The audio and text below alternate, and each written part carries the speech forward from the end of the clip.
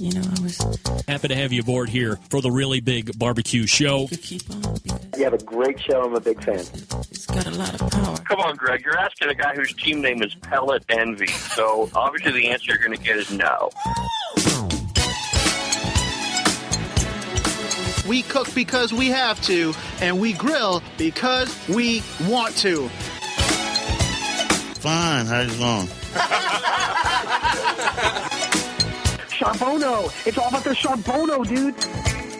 I just like being anywhere with Junior, Senior, and Diva. Sounds like a whole other type of movie. Wow. Yeah, really. You could use it to fight off creeping marauders looking to take your steaks off your grills. So what seems to be the problem here? This man looks like he's dead, and he's in the crackle. But listen, Lavernius, shut your face. How hot is Kelly Ripa in person? Kelly Ripa is super hot. She's absolutely delicious. Oh, yeah. You could butter baste her and pint Twinkies with that girl. She's delish. Well, to put it briefly, let's just say I went to school. There's no Robert Porker who's in charge of pig meat out there. Is it not correct to properly classify you as Harry Sue's pit bitch? I was his pit bitch for 6 weeks. I have no shame. I was. Keep it hot, keep it clean, keep it lubricated. Succulent fish. What? This right here is the premier media outlet. So did you see this one? Tiger Woods has gone ahead and checked into sex rehab. Hey, Tiger, guess what? Everybody's addicted to sex. I'm shaking like a dog shitting peach seeds. We have top men working on it right now. Who? Top men. Oh, we've made it through news and we're back with a little after dark. Yeah. Billy, you won't believe this, really. Can you believe I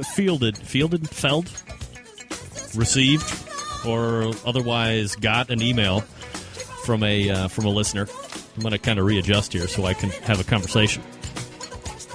I mean, people listening here, that the studios are so big. It's like we're cavernous. We can't even see each other most of the time, but I'm just kind of readjusting here. Anyway, I get an email from a listener who, it's one of those things where it starts off, love the show, but, one of those emails. One of those, They don't like your sidekick? Don't mean to hurt your feelings, but. So, I mean, what's going to happen? Don't mean to hurt your feelings, but. So basically, you've just qualified your statement by saying, I'm going to hurt your feelings. And here's what I want to say. But we want to make it nicer by saying, hey, don't want to hurt your feelings, but. Or the other one is, I'm not a racist, but. Well, probably the next thing you're going to say is something racist. Right. So, anyway, we get an email from a guy that says, love the show, but the air horn and cheering effect makes me want to stab my brains out every time I hear it. He thought it was overused. Oh, see what happens? Well, but you get going and you don't pay any attention to the automatic play. Anyway. But what will the guys in the band do without doing that? I mean, they got to make a living, He too. thinks the gentleman thought it was like a sound drop.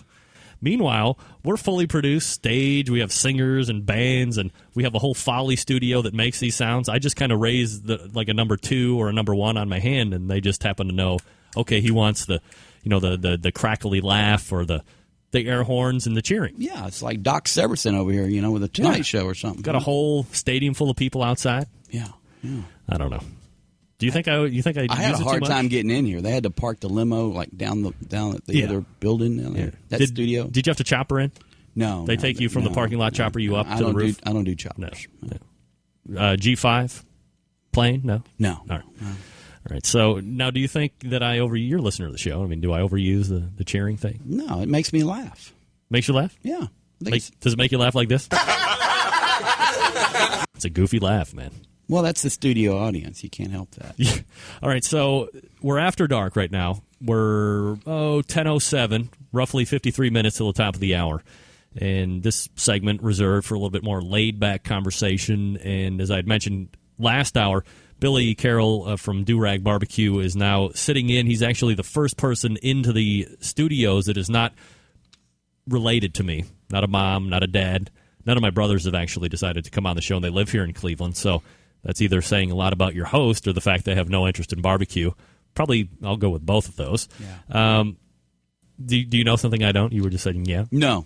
Okay. But your brother did say it. Right, yeah. Right. So let's go ahead and turn the tables and interview the guy sitting in the guest seat tonight. Whoa, who's that? That's you. Oh. We're going to interview Do-Rag. Now, you are, we were talking before we actually went on the air, you are one of, how many other team members do you have? Three. So you're a team of 4? No, I'm sorry. There's 3, including me. All right. So 2 additional. Team of 3. Team of 3. There's me. Then there's my neighbor Gary Nickelback Lackey, and Richard Old Hairy Man Finley. Is there a story to Nickelback and Hairy Man? Well, Gary looks a lot like that Chad Kroger guy or whatever his name is that sings with Nickelback. I don't mean to offend. Kroger, or I don't know. Yeah, Kroger. Yeah, I don't mean to offend your friend. Okay. But that dude is ugly. Okay. Well, I'm just making a point. I think he was voted one of the ugliest guys ever, like 2 or 3 years ago. So we call him Nickelback a lot, and then Richard, if you've ever seen Richard with his shirt off, you would understand. Is he one of those guys? Are you wearing a sweater? Man, it's Sasquatch. Take the sweater off. It's hot, dude. Man, I do have my sweater on. Yeah, but they're great guys. They're the Do and Do-Rag Q. Now, how do you come up? Inevitably, you read through the team names that we have on any sanctioning body, and they're either homoerotic or they have some reference to grabbing butts or injecting this or that or the do-rag Q or whatever the case may be. How does the name surface? Where does this? Is this after a long night of drunken stupor you come up with do-rag because that's what you puked in, or where does it come from? No. We puke in just about anything, but our do-rags, we don't do that. But, right. Now, I'm a biker, so I always wore a do-rag. Actually, it started because I'm a little bald on the top here. So when I'm out mowing the grass or something, I wear something to – I don't like hats, so I started wearing do-rags. So then the biker thing came along, and the next thing I know, I'm barbecuing with the do-rag on. And so after the first year, we kind of struggled with a name, and I got to thinking about it and like, what's uniquely me? And people call me Do-Rag a lot, so I'm like, hey, Do-Rag Q. So it kind of worked, Did you have to submit that for approval with the other teammate? Or how do you actually – did you tell these other guys, hey, I'm thinking about starting a team and you want to jump in? Or how does the talk of a team formation start? I mean, people want to know the hard questions, how the hell do you form a barbecue competition cooking team? Well, here's how it started. I mean, friends will tell you anything to get food. So I started cooking, and friends would come over, and they go, oh, man, this is the best stuff I've ever eaten. Ever. Yeah, I'm like, whatever, you can't bullshit me. I'm the bullshitter, right? So, they say, well, you got to do these contests. So me and a buddy that's no longer on my team, Jeff, Big Jeff, we did a contest, and we didn't finish last. We did all right. And here's one of my favorite stories about that contest. We showed up, and we had brisket and we had ribs. And it was a big contest. There was 90-something teams. It was at the Opryland Hotel deal. And Fiddling, Brewing, and Barbecuing back in 2006. And this is my favorite part of the story. The meat inspector was Fred Gould. And if you know anything about the barbecue community, you know who Fred Gould was. And so Fred looked at my meat, and he goes, you got brisket and you got ribs. Where's your chicken and pork? And we didn't cook any. We don't do it. He said, son, you need to go get something.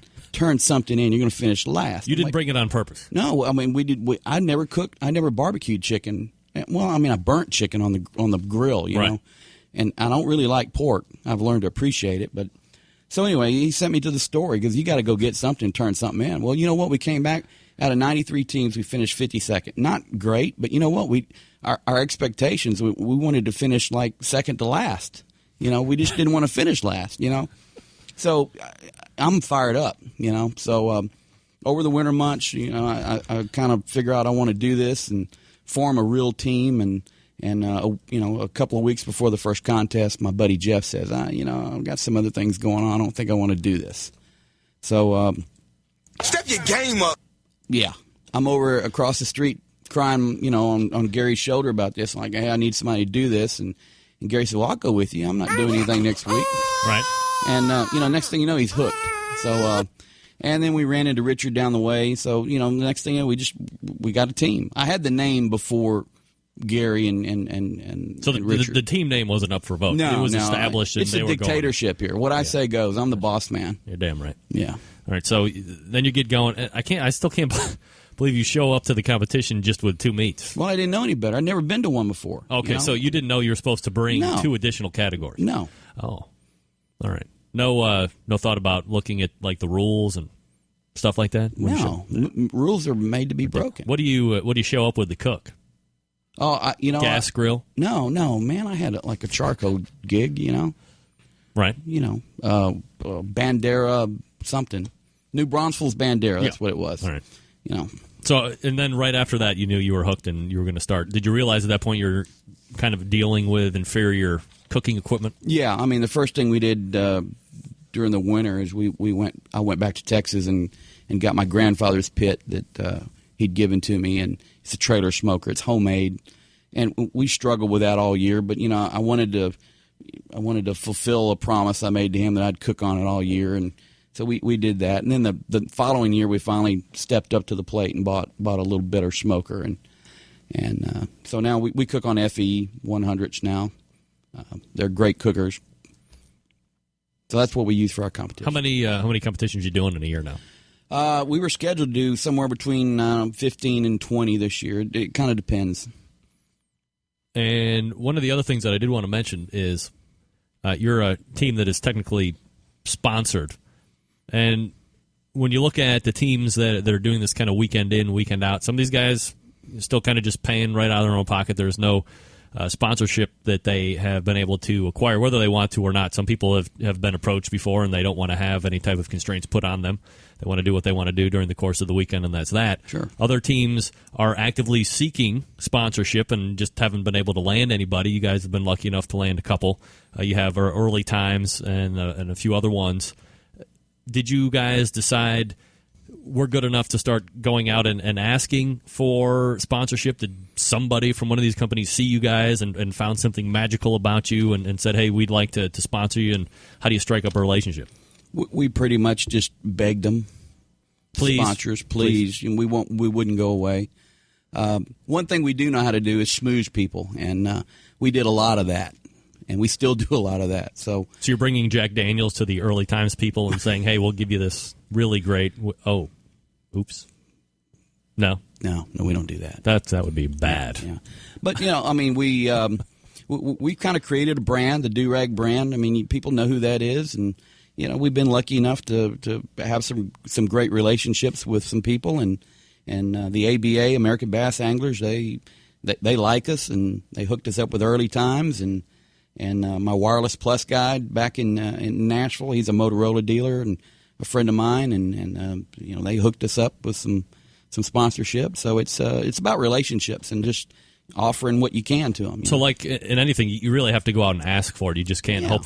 You just can't wait and hope that somebody's going to be dumping money in your account. Well, I think you got some guys that are like that win a lot, that have worked hard, and they're marketable. I mean, Mike Davis of Lotta Bull and Myron Mixon, those guys, they're legends, and they bring a lot to the table, and probably people are knocking on their doors and wanting them to use their products and help them out. But to a guy like me that's I'm working during the week trying to make a living, and hopefully I got enough money to do the barbecue gig.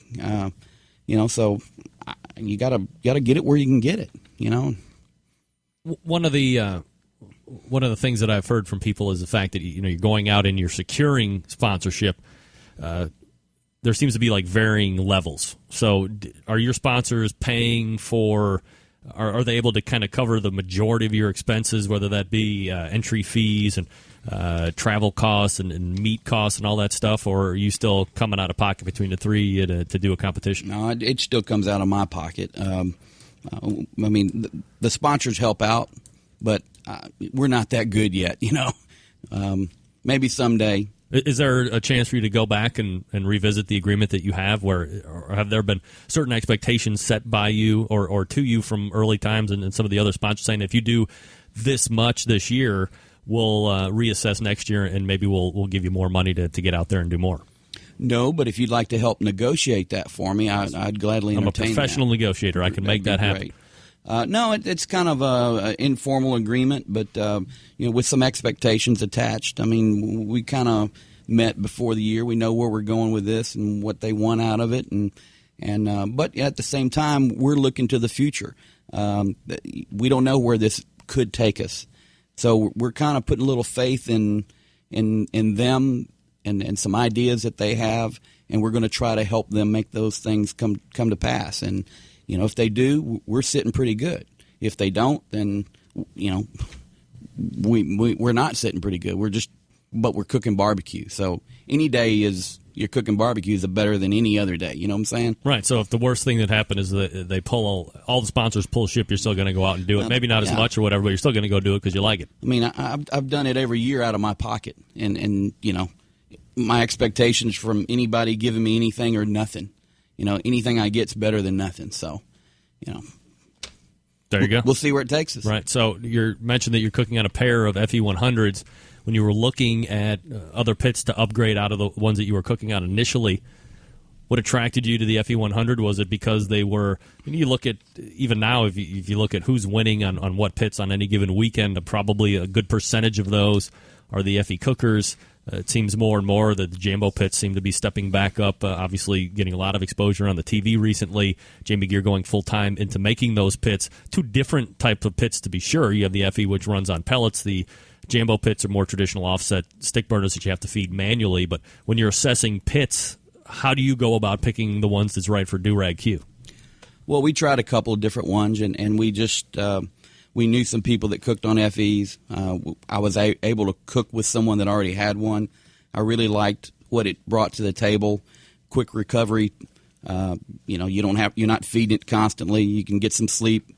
And we're a team that likes to have a good time and party a little bit on Friday night. So we don't want to be tending the fire all night, but we also want to be able to get some good sleep from 11 o'clock on. So it's just a good solid cooker.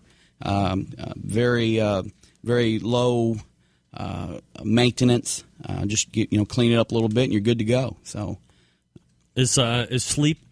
How important is sleep to you guys at a competition? Well, it's really important. And beginning early on in our competition career, we partied all night, and boy, it really took its toll on us the next day, because you really got to be on your game when you're cutting that brisket. That's your last thing you're turning in, and it's for me, it's the hardest one to slice. And my nerves were shot. I'm tired. I just want to get the thing in the box and be done with it. So getting a good night's rest and being on top of your game, it's very important. And most of the time now, we're in bed by 11 o'clock.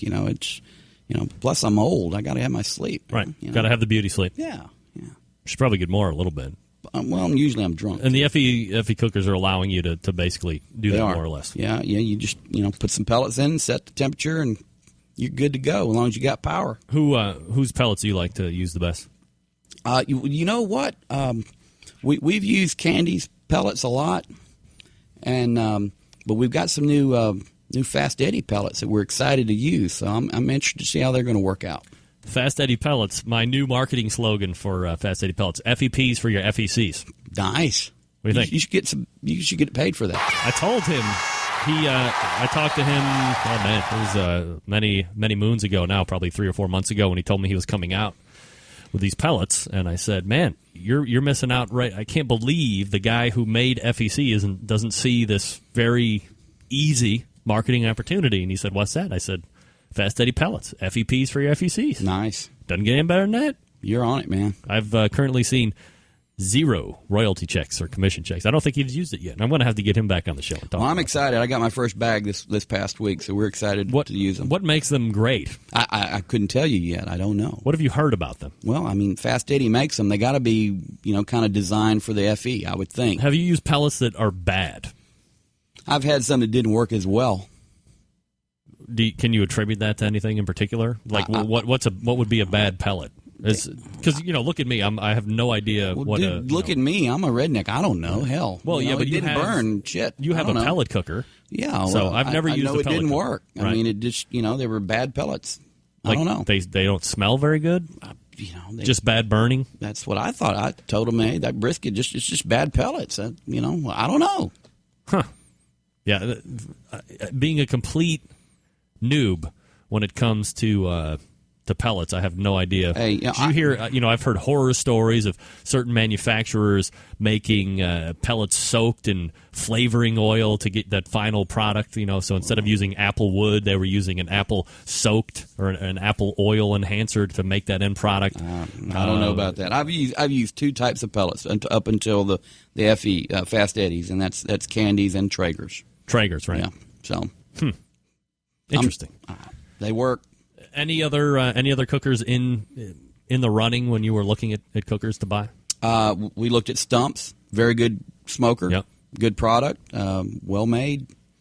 We were looking at them when they were going through some transition times, and we actually purchased one, and I don't know, things just weren't working out with it. So, but it's still a great cooker. I love the way it cooked the big meats. Good smoky flavor. Mm-hmm. I missed that about on the FE. I'd like a little more smoke. Is there a smoke setting on the FE cooker? No. I thought they made those. Maybe like the initial. Maybe on the older run. ones. I think. I remember. Was it one of the people on the round table said they had a smoke setting on theirs, but maybe that was.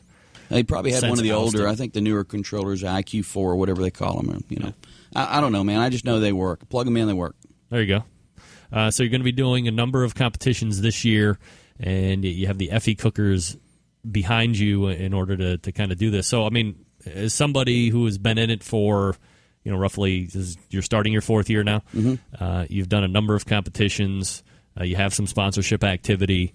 What are your goals as a team looking ahead this year and maybe 2 or 3 years down the road? Where would you like to be at? Greg, I have no expectations. This is my golf game. This is my relaxation. I don't have a catering business. I don't have a restaurant. I don't have any products. We like to go and have a good time. And right now, that's what this is all about to us. And we meet a lot of great people. The barbecue community is one of the best communities I've ever been a part of.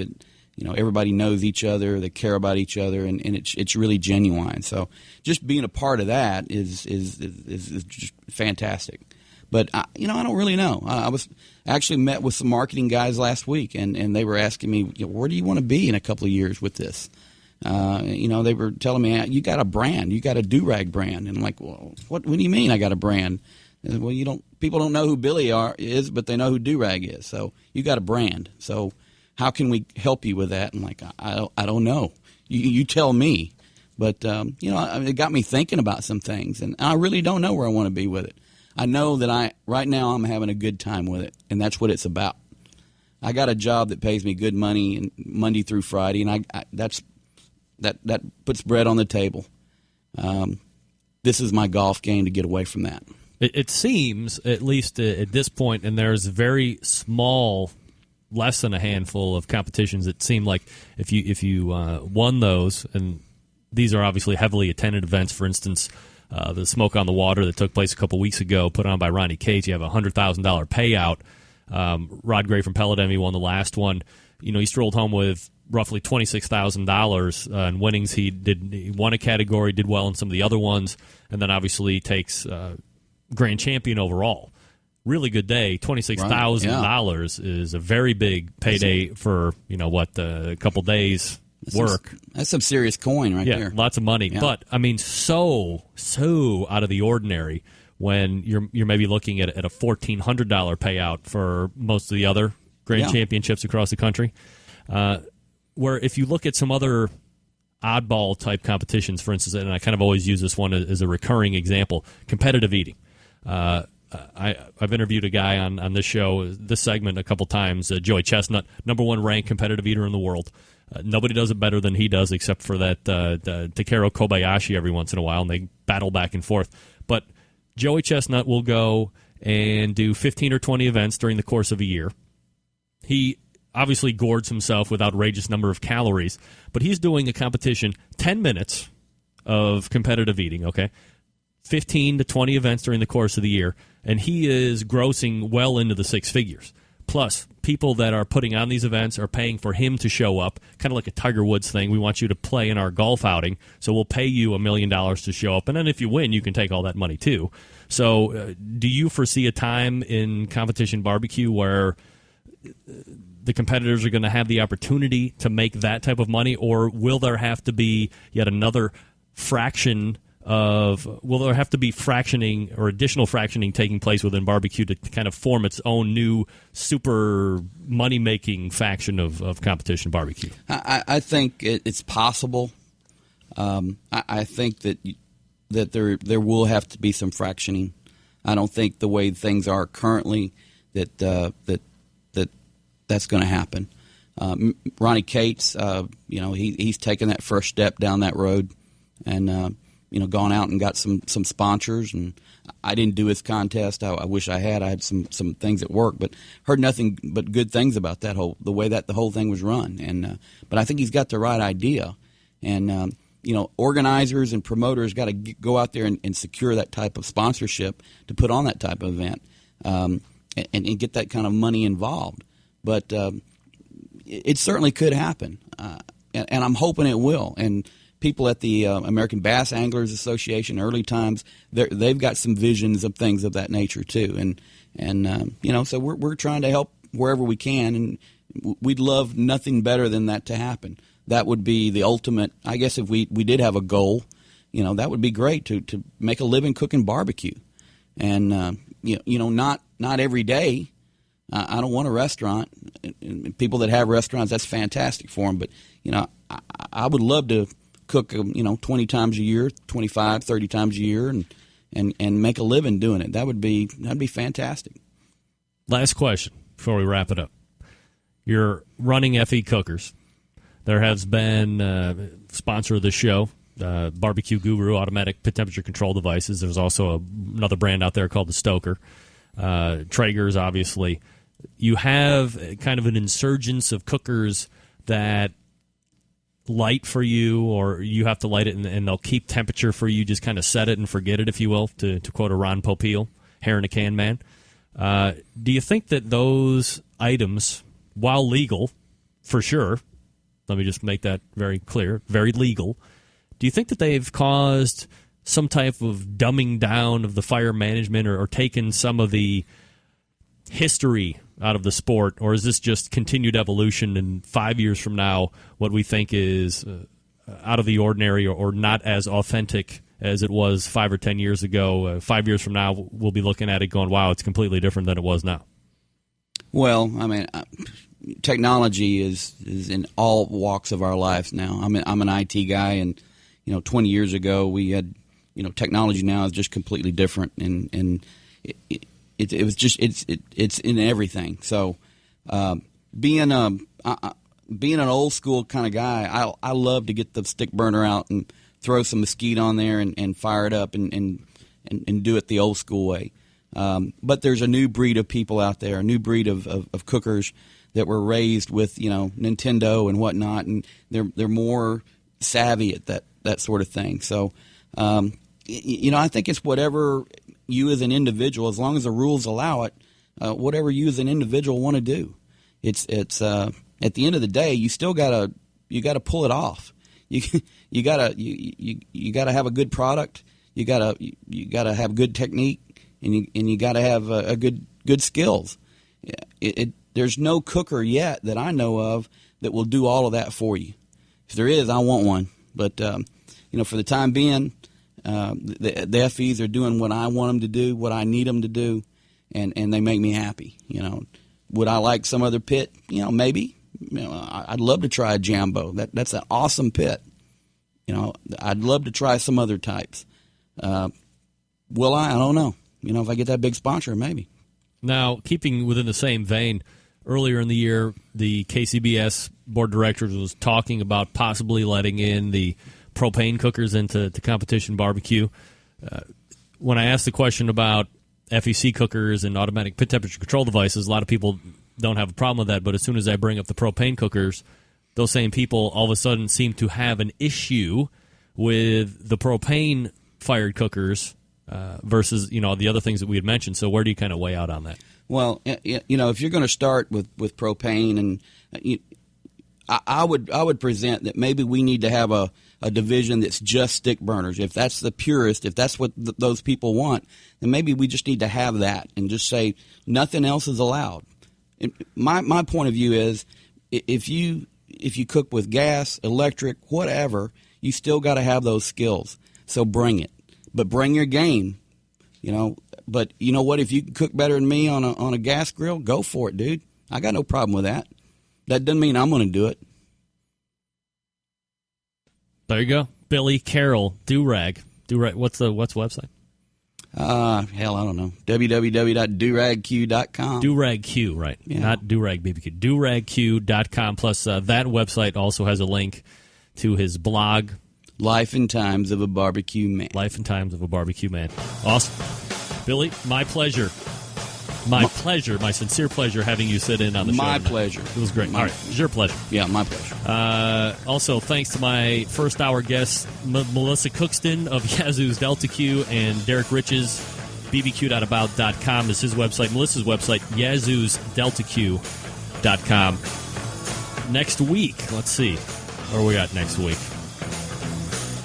Pull it up. We will have... Wait for it. Connie's Recipes segment, everybody's favorite. Also, Scott Roberts will be on reviewing some barbecue rubs and barbecue sauces. Also, efforting Harry Sue from the TLC Barbecue Pitmaster, possibly for next week. But I like Harry. He's a good guy. Harry's a great guy. Again, thanks to Billy Carroll for sitting in on the show tonight. That was great. Plus, taking some questions there for After Dark. Appreciate it. And we will see you back here again next Tuesday at 9 p.m. Eastern Standard Time. Till then, this is your program host and proud U.S. American, Greg Rempe. Good night now.